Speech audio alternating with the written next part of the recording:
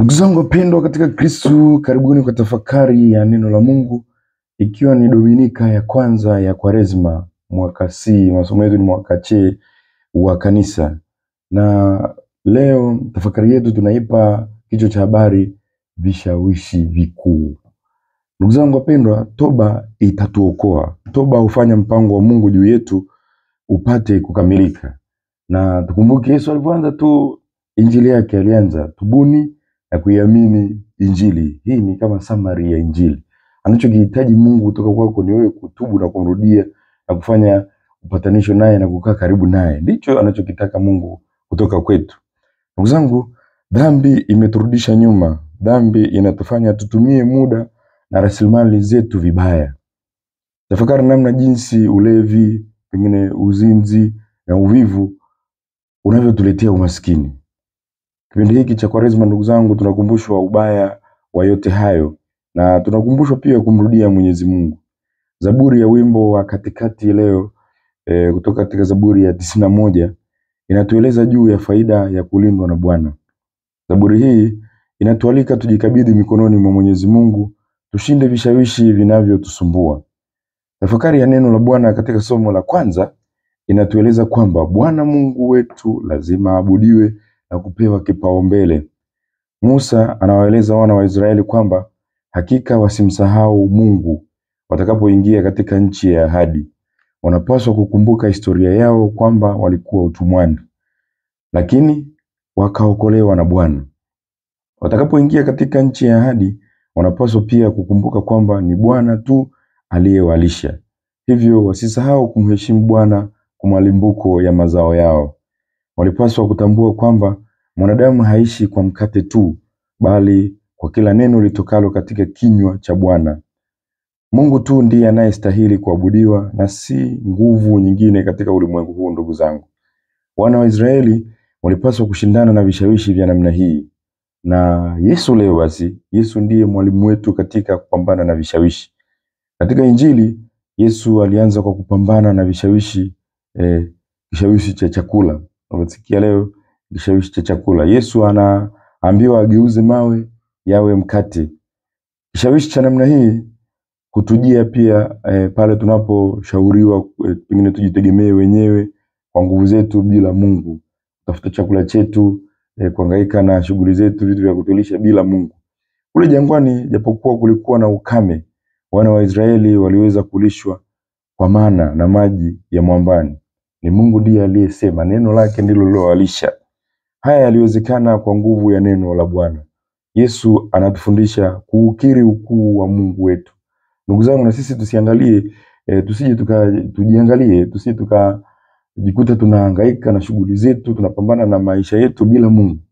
Lazima Mungu abariki vitu vyetu ili tuweze kula huo mkate tunaotafuta kila siku. Ndugu zangu wapendwa, kishawishi cha pili ni madaraka, kishawishi cha madaraka. Hiki ni kishawishi cha kutaka kumpindua Mungu, kumnyang'anya Mungu madaraka yake. Yesu alikabidhiwa mamlaka yote mbinguni na duniani. Kishawishi cha tatu ni cha kujitupa toka juu ya kinara cha hekalu. Kabla tujachambua hichi kishawishi cha tatu cha kuruka kwenye mnara, kutakwa Yesu aruke kwenye mnara, hichi kishawishi cha pili kwanza cha madaraka. Lazima tuangalie, tujue madaraka yote yanatoka kwa Mungu. Tusiye tukajikuta tunataka kumwibia Mungu madaraka yake. Mungu ndiye wa kuabudiwa, na wala hata siku moja tusipate kishawishi cha kutaka sisi tusujudiwe na watu. Kuna wale watu tunataka mno sifa kupita kiasi, tutafuta heshima mno kutoka kwa watu, tunataka tuwakandamize wenzetu. Tuangalie hili kishawishi hichi cha kutaka madaraka. Wakapo watu ambao wanauana kwa sababu ya kutafuta madaraka duniani. Watu wanaekeana sumu za siri, watu wanakufa kwa sababu tu wanataka tu heshima. Wengine wanauana, wanapanga, hata wengine wanaendeana hata kwa waganga kutafuta dawa za kumaliza wengine ili tu wachukue madaraka. Leo tunaambiwa madaraka yanatoka kwa Mungu. Acha Mungu ayatoe yeye mwenyewe, na tusiwaangamize wenzetu kwa sababu ya tamaa ya kutafuta madaraka. Ndugu zangu, kishawishi cha tatu cha kujitupa toka juu ya kinara cha hekalu, hiki kishawishi ni kile kishawishi cha watu wanaopenda sifa. kupenda sifa. Fanya hivi ili uonekane unatafuta. Shetani alimtaka Yesu ayafanyie mzaha mamlaka yake. Hivyo ndivyo vishawishi vilivyomkabidhi Yesu, ndugu zangu, na vinamkabili pia mwanadamu hadi leo. Vishawishi cha kutaka kufanya kazi, tafuta mkate bila Mungu, vishawishi cha madaraka, kusujudia miungu mingine, kutaka kusujudiwa, na kishawishi cha kupenda sifa. Hivi ni vishawishi ambavyo vinamkabili mwanadamu siku zote, ndugu zangu. Yesu aliweza kuvishinda hivi vishawishi kwa sababu aliweza kukabiliana na upotoshaji wa maandiko matakatifu uliofanywa na Shetani. Wapo watu pia wanaodanganya wenzao, wanatumia hata maandiko matakatifu kuhalalisha dhambi. Tuwe makini, Shetani anayafahamu maandiko. Lazima na sisi tujitahidi kusoma maandiko ili wale wanaokuja kutaka kutupotosha kwa njia ya maandiko, na sisi tuwe tunayafahamu maandiko ili tuweze kushinda. Tufahamu Yesu ni neno wa Mungu. Ndiye kwa njia ya neno wa Mungu kila kitu kiliumbwa. Huwa tunaimba kwa neno la Bwana mbingu zilifanyika. Sasa neno la Bwana mbingu zilifanyika. Neno wa Bwana ni Yesu mwenyewe. Shetani anamwambia nipigie goti ili nikupe hivi vitu, wakati vitu ni vya Yesu. Yesu vimefanyika kwa njia ya Yesu, na Shetani anataka eti kuvimpa Yesu kana kwamba ni vya kwake. Ndivyo ilivyo madaraka ambayo Mungu ametupatia. Tusikubali Shetani atunyang'anye akituambia eti nikinisujudu mimi nitawapatia, wakati Yesu alishatupatia. Sisi tutambue Yesu ndiye mwenye madaraka, ndiye kwa njia yake kila kitu kiliumbwa. Vyote vilivyopo duniani ni yeye aliviumba. Ndugu zangu wapendwa, Shetani ndiye mpotoshaji wa kwanza wa maandiko matakatifu. Tuyaelewe vizuri maandiko matakatifu ili tuweze kukabiliana na upotoshaji wa namna hii. Kishawishi cha kutaka kujilisha ndicho kishawishi cha kwanza kinachotuangusha kila siku. Huwa tunakazana sisi wenyewe kugeuza mawe yawe mkate kila siku. Hatutegemei nguvu za Mungu. Tukiamka hatusali au kumuuliza Mungu atupe mkate wetu wa kila siku. Kishawishi cha pili, kuacha kumsujudia Mungu.